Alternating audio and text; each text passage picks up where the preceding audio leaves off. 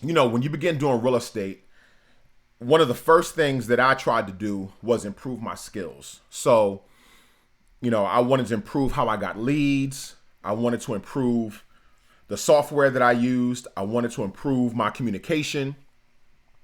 All these different skills that are so necessary for real estate, I truly wanted to improve. But the one thing that I think has helped my real estate career as much as improving those skills is improving my mindset. Is your mindset limiting your success as an agent? Let's find out.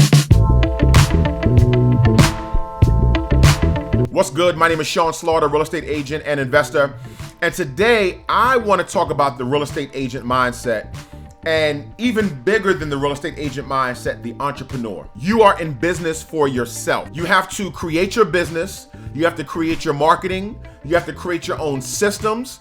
This is all on you. So many new agents get into this business and don't realize that not only do you have to have these skills to run a business, to talk to people, to communicate, to follow up with leads, to use software, but you also have to have the mindset that makes you want to get up every single day and be committed to the goal. So many new agents fail before they give themselves a chance to succeed because of their mindset, how they think about themselves, how they think about this business, how they frame working with people. You're going to have to work on how you attack this business if you truly want to be successful. This past week, I was at a conference in Las Vegas for Realty One Group, which is the broker that I'm with, and it was fantastic. And what I found amazing was, of all the main sessions and the workshops, the focus was so much on mindset and personal development. And I found this interesting because I think most of us think we have to improve our skills, which we do. But the main thing that you have to improve that will actually enhance your skills is your mindset, how you think about yourself and life and the business that you're in. So I want to talk about a couple of the speakers, Simon Sinek, Dr. Eric Thomas, and Nick Santonastasso. I had to record that multiple times. Nick Santonastasso. I want to talk about these three things and just some of the mindset, the ideas that I learned that are helping me to continue to develop myself to be the best real estate agent that I can be. Let's start with Simon Sinek. If you are not familiar with Simon Sinek, you need to follow him on Instagram. You need to pick up a couple of his books. Fantastic thought leader. Three things that he talked about. The first thing I want to talk about is the infinite game and the finite game. A finite game is a game that has an end and has a direct competitor. Like basketball, the game ends when the team with the higher score wins after a certain period of time. And there is a winner and a loser. Real estate is not a finite game. Real estate is an infinite game. It means that you don't have any direct competitors, and there is no time buzzer. What Simon says is that in this game, the main competitor is you. You're always fighting yourself to get up another day, to work harder another day, to work smarter another day, to market yourself, to talk to people. In the infinite game, it is the man in the mirror that you're always battling. Additionally, not only are you the competitor, those that are doing better than you are your rivals. And he differentiates competitors and rivals. He says that a worthy rival reveals your weaknesses. You ever had that one real estate agent that's always getting clients and always closing on sales and just doing fantastic? That's not your competitor because he has different goals. You're not playing directly against him, but he may reveal a weakness that you have, and that's why you're not doing so well. And what you should do is you should follow your rivals. Worthy rivals don't have to be liked, but respected because they make you better. Hating your rivals is stupid. Why? Because you focus on them instead of you. Another idea, another thought that he dropped into our heads was, what is leadership? What is commitment? What does it look like? How come you're not getting those leads? How come you're not closing those deals? He says this is what leadership is. When you are physically and emotionally drained, but you can still help the person next to you, that is leadership. That is commitment. Do you know how many clients I have simply because an agent does not want to work on a Sunday? Do you know how many clients I have simply because the agent will not pick up their phone or text them back in a proper manner? You know how many agents I talk to that say, yeah, she wanted to go see so and so forth, but I was going to the movies. See, true commitment, true leadership will always be inconvenienced. Why? Because it will always come up during a time that you don't want to do it. It might be 3 hours before the Super Bowl, and one of your clients that does not watch Super Bowl wants to go see 3 houses. What are you going to do? I'm not saying not to have fun, but I'm really talking to the new agents that don't have a pipeline, that don't have a lead, that aren't leading their team. It is time for you to grind and hustle and really make a commitment. Really lead yourself. How can you lead somebody else if you can't lead yourself? Commit yourself to doing this business, especially when you're physically and emotionally drained. That'll tell you if you have what it takes to remain in this thing.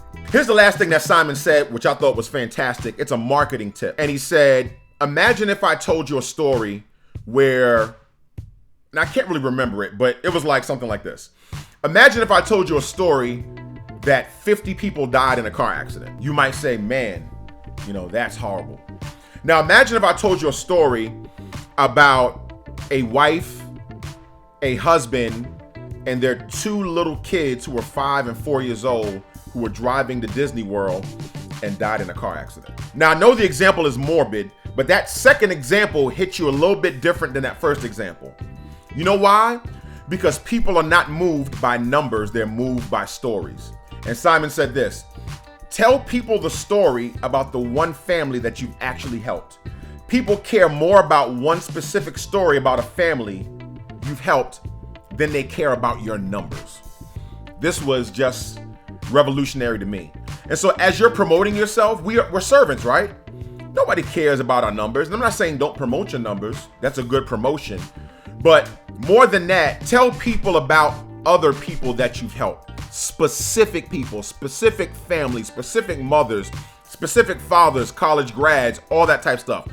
Tell them about specific people that you've helped, and it will connect to your audience way better. The next person I want to talk about is Dr. Eric Thomas, also known as the hip hop preacher, E.T. There was maybe 2 or 3 things I want to talk about that E.T. inspired me by. Number 1, who do I do this for? Why are you a real estate agent?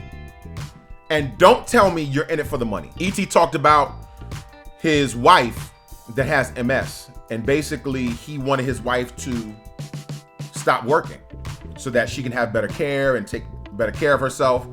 And so they agreed that if he could make her salary over a 30-year period in like a year, then she would come off work. Long story short, he did. He hustled, he grinded, and he made her salary, it was like $1.8 million in 1 year that allowed her to come off work. Why was he able to make that money in 1 year? Because he had a person that he was doing it for, not a thing that he was doing it for.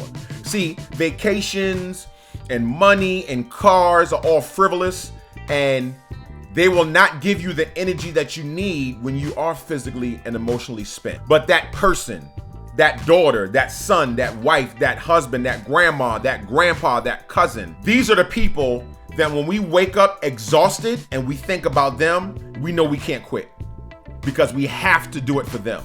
So, who do you do this business for? He also had us write our target retirement number. And so what I did was I wrote my target retirement number as far as a net worth. Why are we doing this? Because when you have that $50 million goal, you actually have a target. You have something to aim for. And I like the retirement thing. See, he thought about the money that his wife was going to make, $50,000 a year times however many years it was that he came up with $1.8 million.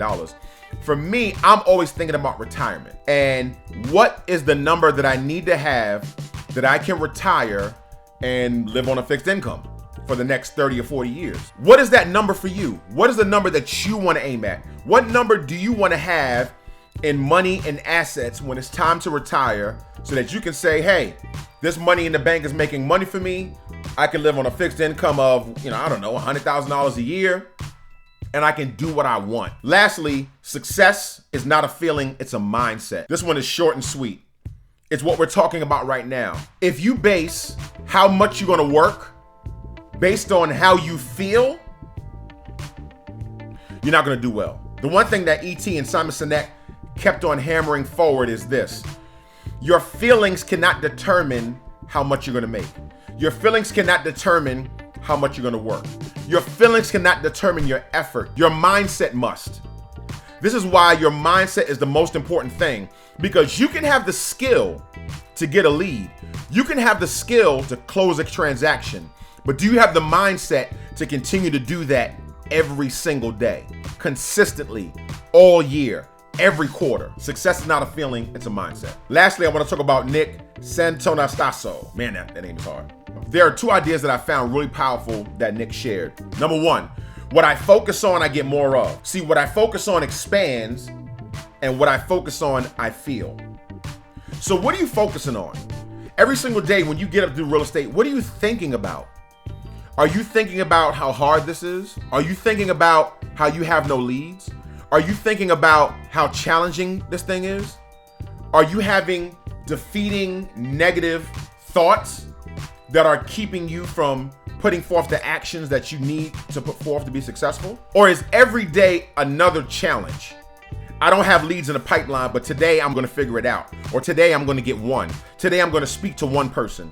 Today I'm going to contact somebody. My co-broker, he said, Sean, you need to do at least one quality real estate activity a day, especially as a new agent. One quality real estate activity, one income producing real estate activity a day.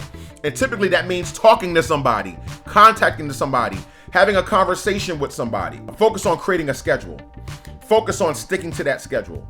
Focus on talking to people every single day, whether it's through social media, cold calling, going to restaurants, whatever it is. Talk to somebody every single day about real estate. Focus on your education, learning more, watching YouTube videos, taking classes, taking courses. Focus on meeting with clients and taking tours. Focus on following up with stale clients and finding inventory. Learn something new every single day. There are so many things that we could be focusing on, and when you do these things every single day, these positive, goal-oriented things every single day, they add up to success because you're putting yourself into a flow that will yield results. Here's the last thing that Nick said, which I thought was just so amazing. He talked about pattern recognition.